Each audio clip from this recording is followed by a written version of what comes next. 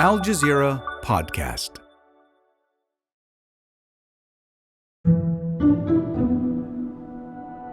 They sit in AC rooms and they don't realize that the heat is increasing, that people are dying. Millions of people are dying because of this. Those air-conditioned rooms are at the United Nations Climate Summit, or COP, in Dubai. Disha Ravi is there too. She's an environmental activist in India, and she's at COP with heads of state, royalty, and other activists. They greet each other, make deals, and discuss the state of the climate crisis. Negotiators from countries, observers, civil society members, the press, researchers, a bunch of other students. The summit is exclusive, and it's a question for activists whether or not being in those rooms makes a difference. Ndileka Mandela, Nelson Mandela's granddaughter, believes that it's worth it to fight what she calls climate apartheid. Apartheid used economic power and privilege of a minority, and similarly with climate change. The economic system and the systematic way of doing things is along those same lines. Today on The Take, as COP28 closes, we talk to activists about the successes and failures inside and outside those air-conditioned rooms. I'm Malika Bilal, and this is The Take.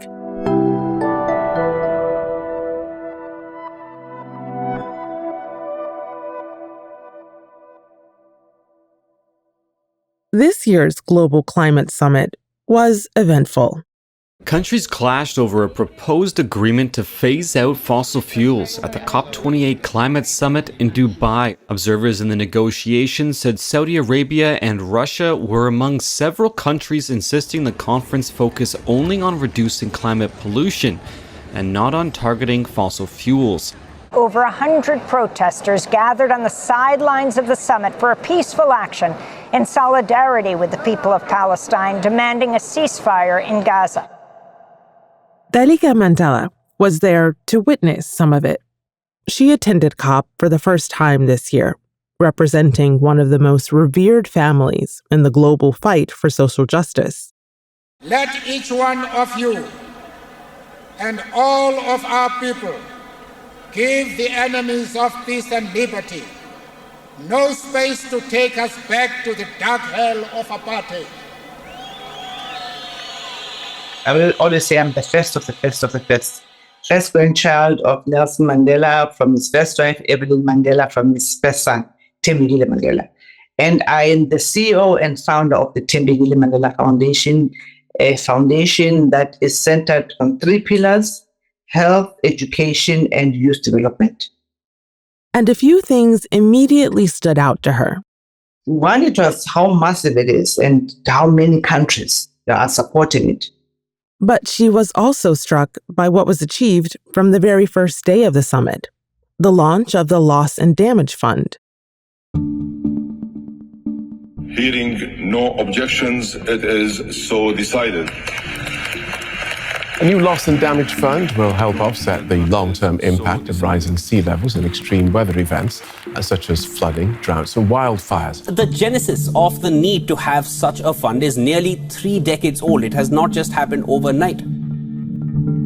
The Loss and Damage Fund is designed to compensate vulnerable countries for the losses and damages for the climate change. It's a crucial lifeline for vulnerable countries. And this fund, in my view, will help in terms of the roadmap that is needed for the global south, where the most that is affected due to the fact that we don't have the funding, we don't have the expertise, the technology. So this is the fund that would assist in doing all of those things. She can envision the immediate impact this fund would have in places that are already confronting climate emergencies, including in her home country. South Africa's vulnerability to climate change is much greater than its consumption of the fossil fuels that cause it. It is the same injustice that is meted against our people. It is meted out by people, the heads and it affects most the have-nots. So our work does align, in terms of injustices, because climate change is an injustice to the global south. Because, in as much as we are not the cause, it affects us the most, which is why I am very vocal against it. So I'm a chip of the old block, I can say. In South Africa, for instance, we had devastating flood in Durban, where people are still displaced to this day. Catastrophic flooding, nearly 450 people dead, some 40,000 people without homes. Authorities say it's the worst flooding in decades, and experts are linking the storms to climate change. There are people that, had their homes covered with mudslides, and some of them, are still displaced, are living in homeless shelters and makeshift villages. In those funds can be utilized to rebuild their home, to rebuild their lives, and also to prepare us, to have better weather forecast equipment to be able to predict floods before they happen. But the fund has also received criticism for not going far enough. The main criticism is who is hosting the fund, the World Bank. Countries who will receive the fund argue it would give too much control over the donor countries. That's because the United States appoints World Bank presidents. But Ndileka still sees it as a step in the right direction. Certainly, because it's the first one, the first loss and damage fund, there will be some mistakes. That's inevitable. However, to mitigate those risks, let us look at what has happened before and be able to say, okay, this is what we've learned from the past of funds that have been given. How do we then mitigate that in this instance? For Disha, who you heard from at the beginning of this episode, her feelings on the fund are mixed. I was thrilled. I know that there were people, civil society groups pushing for it for years now. I know people who've been leading it. And we had an amazing person, Dr. Salim Haq, who passed away recently. And it was really sad that he wasn't there to see it. He was one of the leading voices for creation of the fund. Salim al-Haq spoke to The Take in 2021 about his home country, Bangladesh, and its climate crisis, as well as our collective climate futures. The injustice is that rich people in rich countries, by and large, are the ones who cause the problem because their emissions are much higher than poorer people. The people who are going to be susceptible are the most vulnerable, poorest communities, people of color in rich countries. So this rich and poor divide is both rich countries versus poor countries, but also rich people versus poor people, even in rich countries. And that's a matter of injustice.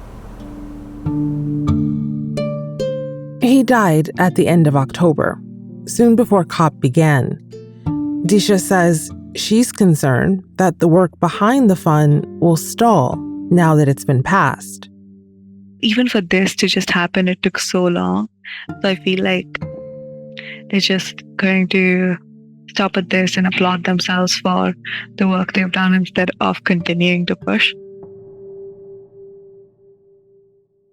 The deal relies on wealthy countries to actually give the money they've pledged to the countries that need it. Our fight is not over. We still need to fill the fund. So we will continue to demand that developed countries fill the fund and give money and make pledges that are new and not pledges that they're taking away from adaptation or, say, mitigation. It has to be money specifically allocated for loss and damages, and it has to come in the form of grants and not in the form of loans. Meaning money that the climate vulnerable countries won't have to pay back. It can't be more debt that the global north is giving to the global south for a crisis that they've caused. And for her, that division between global north and global south is only emphasized at COP. I feel like one of the most important things that is never addressed is the urgency of the climate crisis. Because every time we talk about how the climate crisis is not a future event, it's a current event. That's something Salim al-Haq, the loss and damage advocate from Bangladesh, told us too back in 2021. The impacts that you are now seeing on television screens around the world have been happening in our part of the world for the last decade. It's not new news. This is old news. We've known it's happening. We are dealing with it. People are suffering from it now. 3 years of drought have forced more than 1 million people from their homes in Somalia. Now their shelters are being washed away by floods after days of torrential rains. Oh my gosh, look at the harbor. Oh my gosh. Goodness, look at all these houses. Devastation and heartbreak as you saw parts of historic Lahaina town destroyed as wind-whipped wildfires continue to rage. Imagine a whole lake rushing down a mountain at once, carrying ice and rocks along with it. Heavy rains have caused a Himalayan glacial lake in northeast India to burst its banks. Officials say the resulting floods claimed several lives and more than 100 were missing. Like people in my country, my neighborhood, I've suffered from it already. And it's really important for them to address that and take drastic action. But I don't think that urgency is there. After the break, what led others to not just criticize COP, but skip it entirely?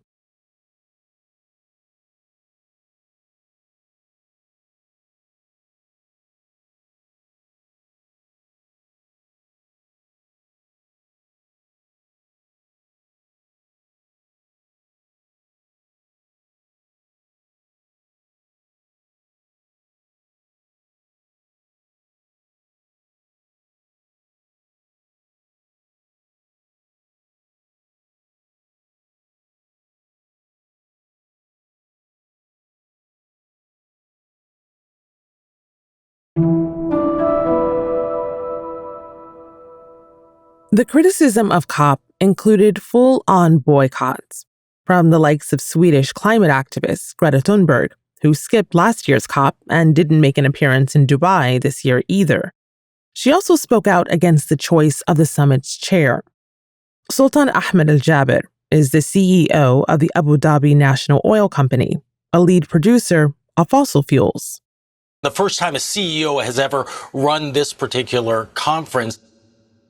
Other activists boycotted over the presence of Israeli representatives amid Israel's war in Gaza, including Jesús Vázquez.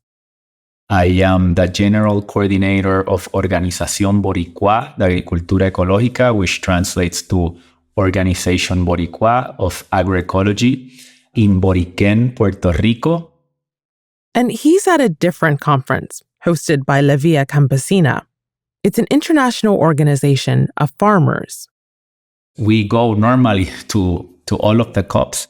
And this year we're not there because we cannot permit ourselves to be in a space while Israel is committing genocide with more than 15,000 people killed, with journalists that have been killed, with more than 5,000 children that have been killed, with hundreds of medical workers that have been killed. To be in that same space and to grant Israel the space to even talk while they're doing that. So for us, it is complete solidarity. We didn't think twice as a movement. And for him, the work for climate justice does not have to include COP. Jesús is from Puerto Rico, a place that's been hit by massive hurricanes too frequently to fully rebuild. And the work he does with La Via Campesina is happening at home. We're going to our neighbor's house in our community with chainsaws to, if we need to take some debris, some trees that fell down so that families can get out, bringing tools to rebuild people's houses. We're bringing seeds and farming tools to replant. La Via Campesina's work aims to build what he calls food sovereignty, putting the production of food in the hands of the people who eat the food. For us, food sovereignty is a way to defend our ancestral legacy and defend Mother Earth. And we're saying that food and agriculture, that is the essence of life, should be in the hands of the people. and not in the hands of a few multinational corporations that are just all about profit and capital. As for Disha, though she did attend COP28, she said being there isn't her main priority. I'm not thrilled to be here. It's like taking away time from a lot of things that I would rather be at. Every year I'm tempted to boycott COP, but I feel like for the boycott to actually work, there have to be like massive numbers and like massive groups and people rallying behind it. But I am also concerned, even if it's that big, I wonder if it's only going to be civil society groups who are going to be doing that. And that makes me think, if we all boycott COP, does that mean that governments can still get to come here? Do they still get to come here? And do they still get to continue their work? And if governments continue to show up to COP, Disha says she feels she also needs to show up. We've always had to come to where the power is, and the power comes to COP, unfortunately. And so we've had to come here and make adjustments, learn their language, speak their language, make sure that our demands can no longer be ignored or silenced. To Ndileka in South Africa, the work done at COP is important, but it can't end there. The conversation cannot stop at COP.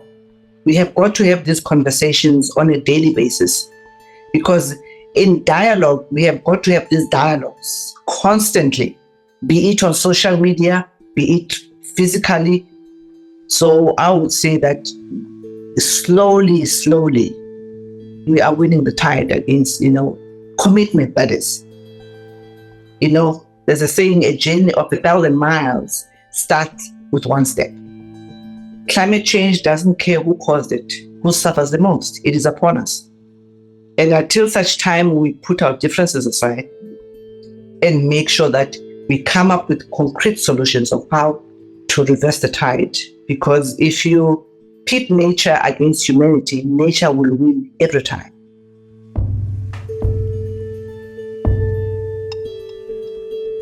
And that's The Take. This episode was produced by Miranda Lin and Chloe K. Lee, with Zainab Bezer, Sonia Bagat, Faranisa Campana, David Enders, Siri El-Khalili, Ashish Malhotra, Nagin Oliai, Amy Walters, and me, Malika Bilal. Our sound designer is Alex Roldan. Alexandra Locke is The Take's executive producer, and Ney Alvarez is Al Jazeera's head of audio. We'll be back.